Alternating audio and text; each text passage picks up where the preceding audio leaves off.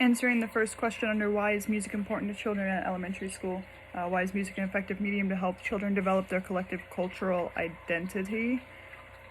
Well, it's very effective in the fact that it helps students learn about not only their own culture that they grew up in, but it helps them learn about other cultures through different types of music, and how so music is used to help the enculturation of children, according to anthropologist Alan Merriam. So Merriam's philosophy on things is that music is played for humans. Humans perform music for other humans, therefore it connects everybody together, regardless of cultural background. And that's important in this whole thing, in that it doesn't matter what culture you come from. We're all here to accomplish the same goal, and it's not necessarily a universal language, but it does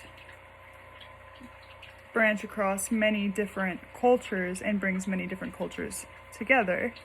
And then specifically, how can a general music teacher use music to help children fulfill this particular goal? It's simple, but also not simple. I guess the easiest way you could do it, a general music teacher can have students work with or play many different types of music from many different types of cultures and give them the background for it. For example, in my clinicals, the school I was at had a high Hispanic rate, and to introduce the non-Hispanic students to that culture, she included Hispanic songs and non-Hispanic songs in the upcoming concert. So that is a very good way to make sure all cultures are included and to teach other students about different cultures and make everybody feel whole and together.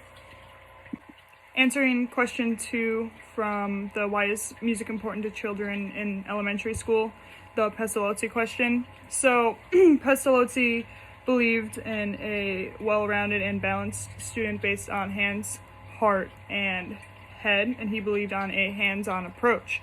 So this can go, well, he also believed in a less restrictive classroom. So this could be placed into a general music classroom in many ways.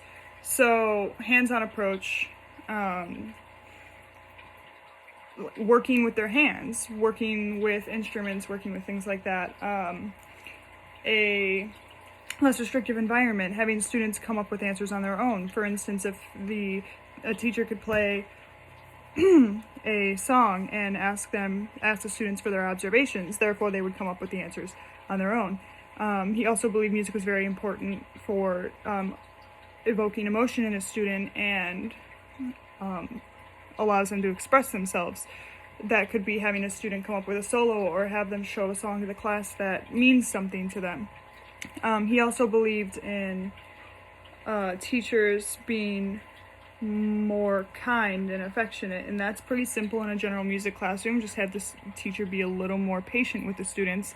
And then he also believed in language, number, and form as like the most basic principles when it comes to teaching things. So for language, it's as simple as a general music teacher incorporating and teaching students the language of music, like piano, forte, allegro, and different musical terms like that throughout the classroom.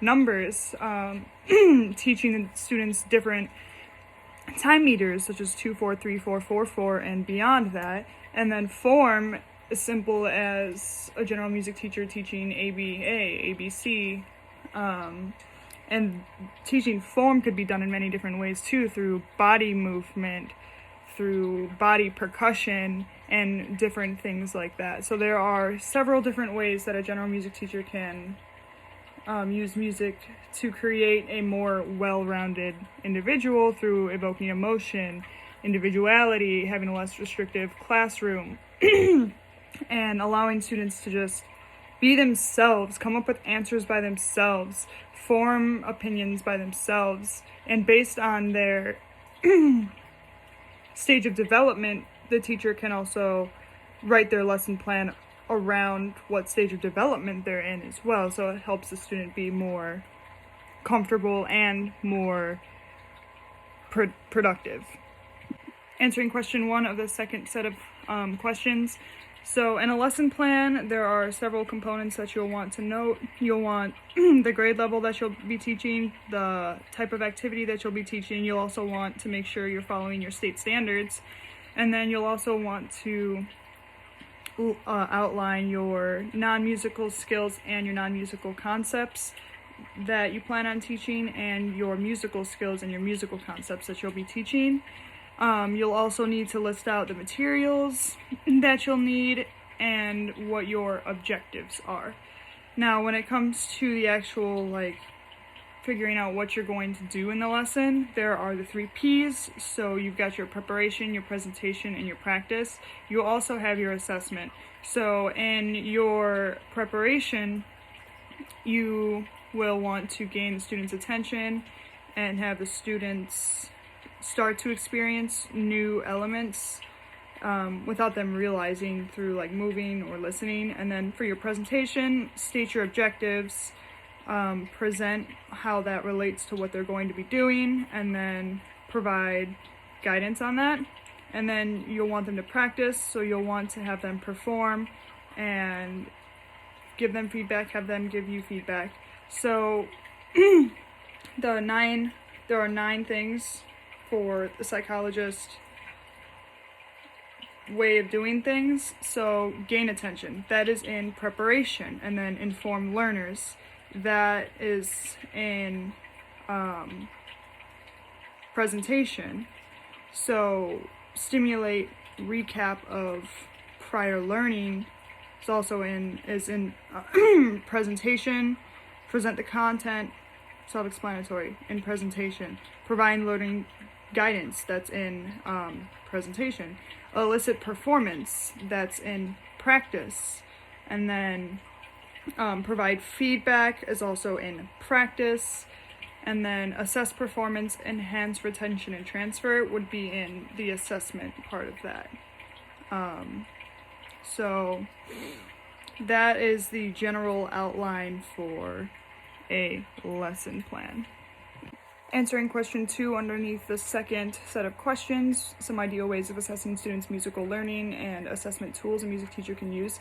So some ideal ways of assessing students' musical learning in a general music classroom would things as simple as, for instance, in a form, having them do this and seeing if they match you, or listening to if they're matching pitch with you. A lot of it could be done through body movement and just comparing body movements of different students in comparison to your body movement, or things that you hear in comparison to what you're doing or what other students are doing. That allows you to figure out where exactly the student is at in the lesson and if they're retaining the information that they're learning. And then in relation to assessment tools a music teacher can use, you can put together a lesson plan and have them show what they learned through performing a piece or doing some kind of movement to represent what they've learned, to see if the students really did understand the lesson. You can assess visually, you can assess orally, you can assess in many different ways. Answering question 3 underneath the second bracket of questions about an inclusive classroom. So it's important for a music teacher to create an inclusive classroom or rehearsal so that students feel more comfortable in their learning environments. If students don't feel comfortable in the classroom or in their learning environment, chances are they're going to be too distracted on how uncomfortable they feel to learn anything. So if students feel more comfortable, they will learn more and they will get a more positive experience out of their learning. When I think about having an inclusive classroom, I think about incorporating many different types of music to include several different cultures, much like my clinical site did, and teaching a little bit of like history behind the different cultures and behind the music that I'll be teaching the students. Also having pictures and posters in my room that incorporate all, that show all different cultures, and maybe even having, like, for instance, my clinical site had a high Hispanic population, so they had different things in Spanish over the walls, and that's something I want to incorporate as well. And when it comes to disabled students, I would like to have, like my clinical site had, resources and people to help guide the disabled students in a way that I might not be able to. Adaptations or accommodations that are easy to implement would be the posters and the pictures that I talked about. The adaptations and accommodations that'll be challenging for me would be creating a lesson plan around and for disabled students, or having the disabled students learn the same amount of things that non-disabled students would, because I don't know how all disabled students' minds work. That would be challenging, and then having to speak in different languages to accommodate some students who don't primarily speak English would also be challenging. But that is definitely something I'm very passionate about, is making everybody feel inclusive, and those challenges are something that I know I need to work on.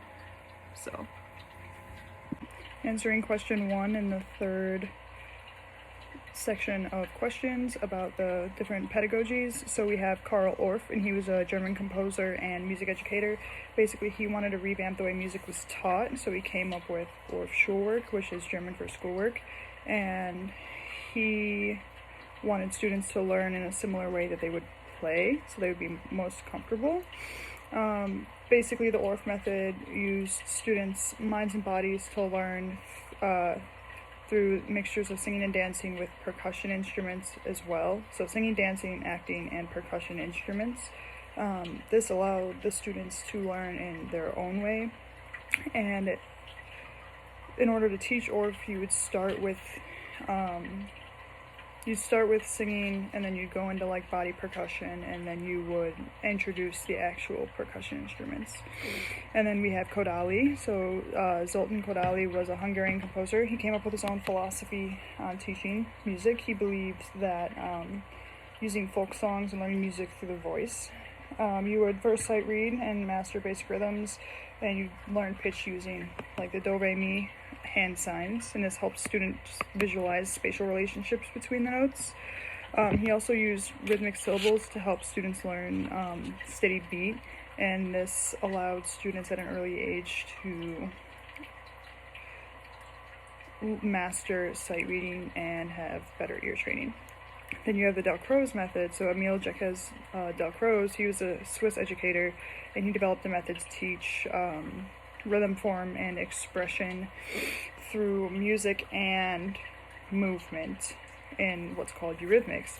So basically this starts with sight reading, this starts with learning solfege with movement, which would develop your ear, and this is different from Kodály in that you're adding the movement with the solfege. He also used improvisation a lot to help students react in different ways to the music, to help to have them spontaneously react and sharpen their senses. He believed in using all of the senses to teach music, since music is a sensory experience. This would be tactile, kinesthetic, aural, and visual. So, answering question 2 in the third group of questions about how creativity can be taught in each method and strategies a general music teacher might consider in each method. So in the Orff method, Orff was big on like percussion instruments and incorporating all of the arts. So creativity can be taught there in many ways, through like improvising on a percussion instrument, or improvising your body movement or your singing. So you could have Strategy could be that you could have like a set thing that the kids sing, while the people on the percussion instruments would come up with their own like harmonies, or vice versa. The singers can come up with their own melody, and the percussion people on percussion instruments have the same harmony. For Kodali, so he was big on learning music through voice, and he was big on, hand signs and rhythmic syllables. So creativity could be taught through coming up with your own rhythms, and having students figure out what syllables relate to those rhythms. Strategies you could also have similar to, or if you could have some students sing like certain solfege, and then have the other students sing in harmony with them, and that'll help teach them how solfege is related with harmony as well. And then for Duck Rose, he's big on movement in learning solfege, and like body percussion and eurythmics and everything, using all the senses. So creativity in that method would be the variation in how your body moves with the music. And strategies you might want to consider would be the different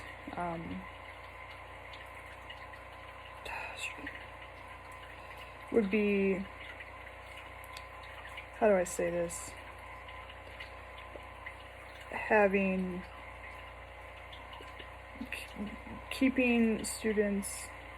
students a set of like moves they could use, having them think about like, okay, I want you to show articulation, I want you to show dynamics through your body movement, based around, so have the movement that they show be based around what you're trying to teach in the lesson.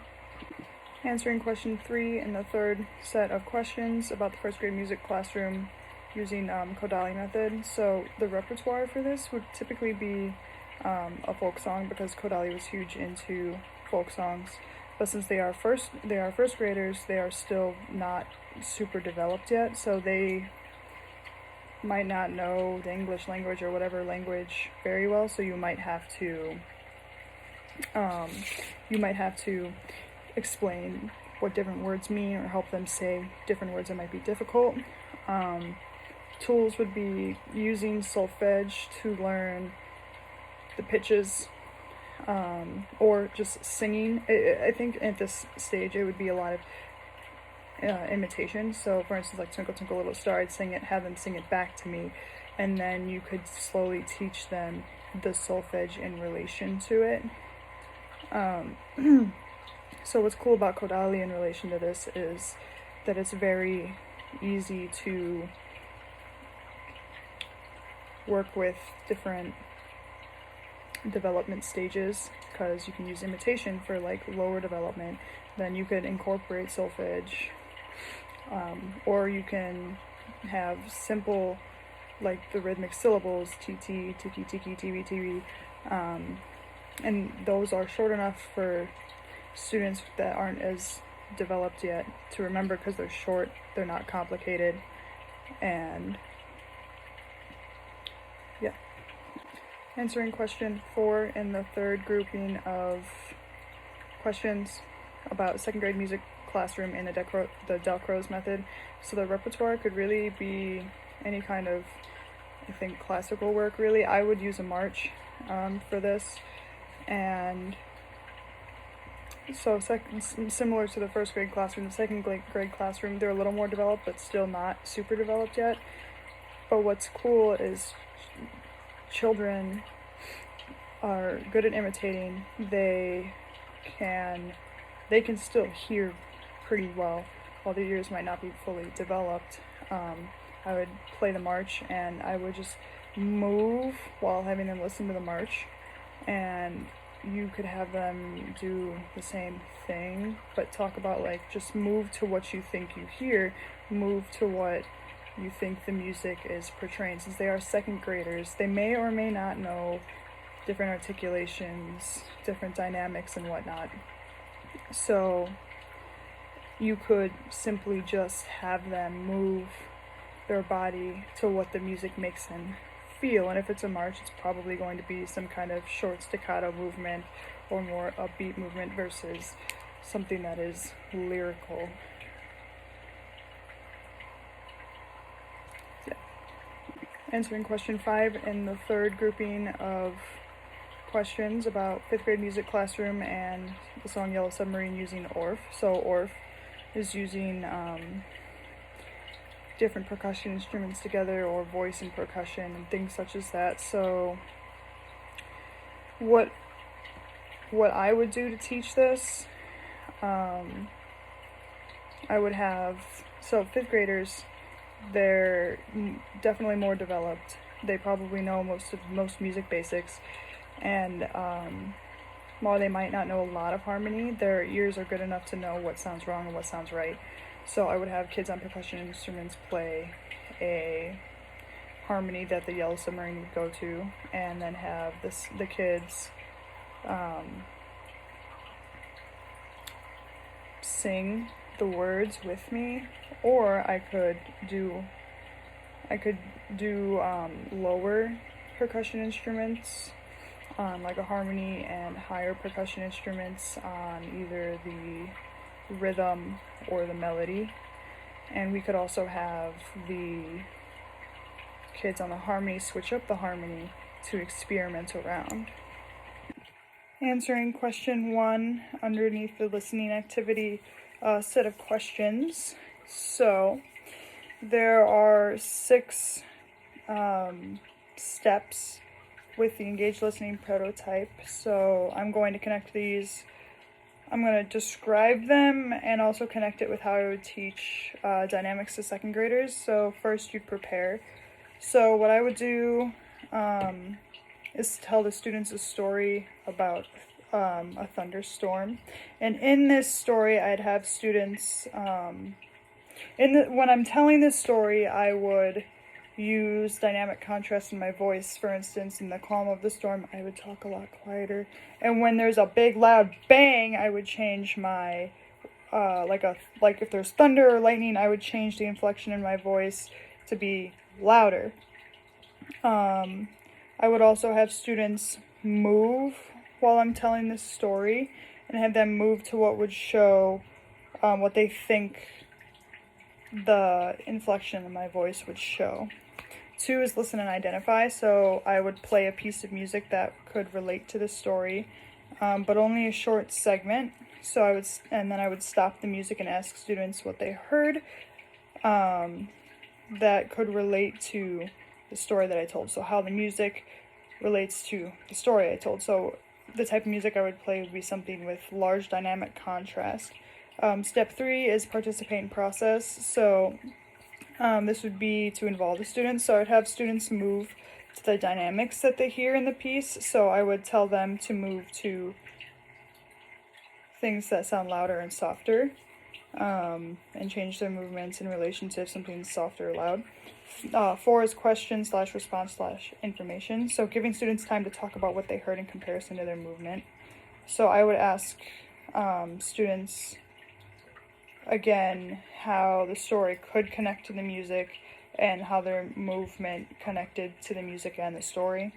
5, I would have them listen again, so that way they can get another listen and think deeper about it. So I'd play the recording again, but like the whole recording, I'd play it more softly, and I would read the story over it while still changing the dynamic of my voice, and have the students move to both. And I would explain to them that, this represents this dynamic, this part of the story represents this dynamic, the other part of the story represents the louder dynamic. And then 6th step is to connect. So I would have the students kind of connect like improv.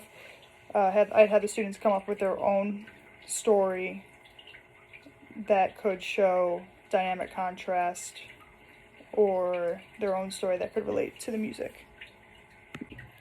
And answering question 2 and the last portion, the engaged listening portion, teaching 4th graders form of rondo. So the form of rondo is, there could be a few different ways, but I like the ABAC ABA. which is typically in most marches. So for the first step, which is prepare, I would teach students body percussion, the three different sets of body percussion, one for A, one for B, and one for C, which is similar to a lesson plan I did earlier. Step 2 is listen and identify. So I would play each portion of the march, so the A portion, the B portion, and the C portion. I would play them individually for the students and ask what parts of the song they think sound similar. So I would play like a portion of A, portion of B, portion of A, portion of C. Ask them, hey, what sounds similar? And then I do the same with the back half. And then step 3, participate in process. I'd have students do the body percussion. I taught them with the recording. And then step 4, question, response, information. I'd ask the students what they noticed about the body percussion in relation to the song. And then step 5, listen again. I'd have the students do the body percussion again after explaining to them the letters in relation to their body percussion movement and the order. So basically I'd explain, hey, this is the form, A, B, A, C, A, B, A, and have the students do the movement and think about how the movement that correlates to the letters correlates to the song and whatnot and the order of them. And then step 6 is connect. I would show the students another march with the same form and have them come up or improvise their own body percussion in relation to each letter.